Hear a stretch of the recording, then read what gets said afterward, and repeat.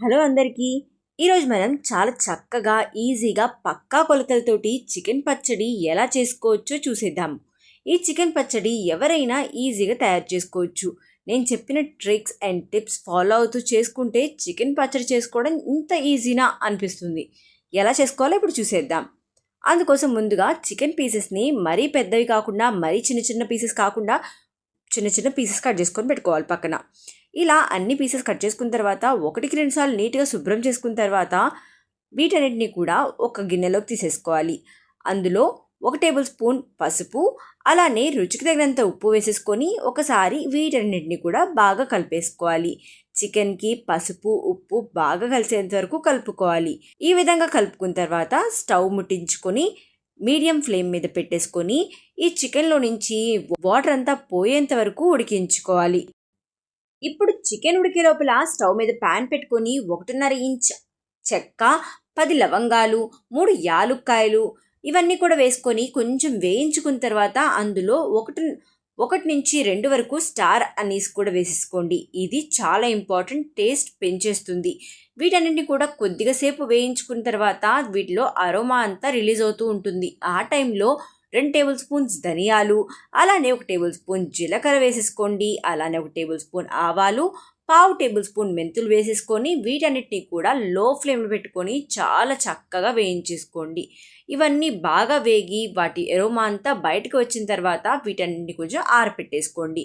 చూసారు కదా, ఈ విధంగా చికెన్ కూడా నీరంతా వచ్చేసి ఉడుకుతూ ఉంది. అంతలోపల ఇవి ఆరిపోయిన తర్వాత వీటిని మిక్సీ వేసేసుకొని ఈ మసాలా అంతా కూడా మెత్తగా మిక్సీ పట్టేసుకోవాలి. మనం మసాలా దినుసులు కూడా ఆరిపోయాయి. ఇప్పుడు వీటన్నిటిని మెత్తగా మిక్సీ పట్టేసుకుందాము. మసాలా ఎంత మెత్తగా మిక్సీ పడితే అంత టేస్టీగా ఉంటుంది. మీకు కావాలంటే బరకగా కూడా వేసుకోవచ్చు, అది మీ ఇష్టం అన్నమాట. మీకు ఎలా ఇష్టమో అలా వేయించేసుకోండి. ఇప్పుడు చూస్తున్నారు కదా, చికెన్లో వాటర్ అంతా ఎవాపరేట్ అయిపోయి చక్కగా చికెన్ ఉడికిపోయింది. ఇప్పుడు ఒక బాండి పెట్టుకొని 1.5 కప్పు వరకు నూనె హీట్ చేసుకోవాలి. ఇలా నూనె బాగా హీట్ అయిన తర్వాత అందులో మనం ఉడికించుకున్న చికెన్ పీసెస్ ఉన్నాయి కదా, వాటిని వేసేసుకొని వేయించుకోవాలి. ఇక్కడ నేను తీసుకున్న అన్ని చికెన్ పీసెస్ని ఒకేసారి వేసుకున్నాను. మీరు కావాలంటే 2 బ్యాచ్లుగా వేసేసుకోండి.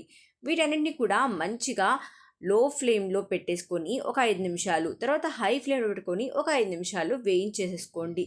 ఇవి గోల్డెన్ కలర్ వచ్చేంత వరకు వేయించుకోవాలి. ఇది గట్టిగా ఫ్రై చేసుకోకూడదు, కొద్దిగా మెత్తగానే ఫ్రై చేసుకోవాలి. మరీ మెత్తగా కూడా ఉండకూడదు, చూసుకొని ఫ్రై చేసుకోండి. ఇలా ఫ్రై చేసుకొని వీటన్నింటిని పక్కన పెట్టేసుకున్న తర్వాత అదే ఆయిల్లో 2 టేబుల్ స్పూన్స్ వరకు అల్లం వెల్లుల్లి పేస్ట్ వేసుకోవాలి. 1/2 కేజీ చికెన్కి 2 టేబుల్ స్పూన్స్ అల్లం వెల్లుల్లి పేస్ట్ వేసుకుంటే కరెక్ట్గా సరిపోతుంది. ఇలా అల్లం వెల్లుల్లి పేస్ట్ కూడా మంచిగా వేగిన తర్వాత అందులో చికెన్ ముక్కలు కూడా వేసేసుకొని ఒకసారి బాగా వేయించేసుకొని ఒక 2 నిమిషాల పాటు లో ఫ్లేమ్లో వేయించుకోవాలి.